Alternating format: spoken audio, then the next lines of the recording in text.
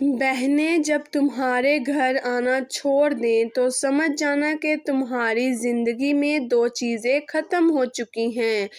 مت پڑھا کرو اتنے غور سے میری تحریروں کو، کچھ یاد رہ گیا تو بھول نہ پاؤ گے۔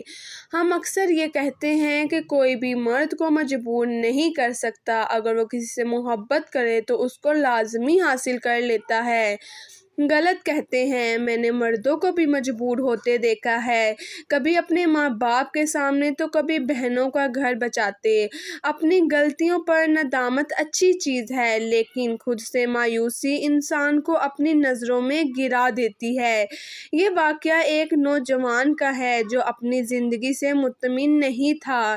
شادی شدہ ہونے کی وجہ سے اس کی تنخواہ اخراجات سے بہت کم تھی۔ مہینہ ختم ہونے سے پہلے ہی تنخواہ ختم ہو جاتی تھی اور اسے قرض لینا پڑتا۔ اس طرح وہ قرضوں کی دلدل میں ڈوبتا جا رہا تھا۔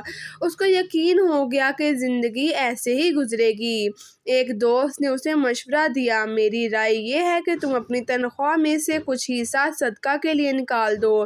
اس نے حیرت سے جواب دیا کہ میرے اخراجات پہلے ہی پورے نہیں ہوتے تو تم مجھے صدقے کے لیے کہہ رہے ہو۔ گھر آ کر اس نے ساری بات بیوی کو بتائی۔ بیوی نے کہا کہ تجربہ کرنے میں کوئی حرج نہیں، ہو سکتا ہے کہ اللہ تمہارے لیے رزق کے دروازے کھول دے۔ اس نے اگلے مہینے سے صدقہ دینے کا ارادہ کیا۔ آہستہ آہستہ اس کی زندگی بدل گئی۔ ہر طرح کی سوچ فکر ختم، ذہنی سکون تھا۔ چند ماہ بعد ایسی برکت ہوئی کہ پہلے کبھی نہ ہوئی اور چند ہی ماہ میں قرضوں سے جان چھوٹ گئی۔ صدقہ کرو اور صبر سے چلو، خیر و برکت ہوگی۔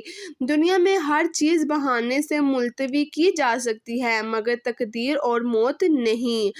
اگر تمہاری بہن تمہارے گھر آئے تو اپنے سے زیادہ تمہارے بچوں کا خیال رکھتی ہے، ہر چیز پوری کرتی ہے، دکھاوا نہیں بلکہ فخر کرتی ہے اپنے بھائی کی اولاد پر۔ لیکن اگر تمہاری بہنیں آنا چھوڑ دیں تمہارے گھر تو سمجھ جانا کہ تمہاری زندگی سے دو چیزیں ختم ہو چکی ہیں۔ ایک، تمہاری زندگی میں وہ محبت ختم ہو چکی ہے جو تم اپنی بہنوں سے کرتے تھے اور ان کی ایک آواز پر جان لوٹا دیتے تھے۔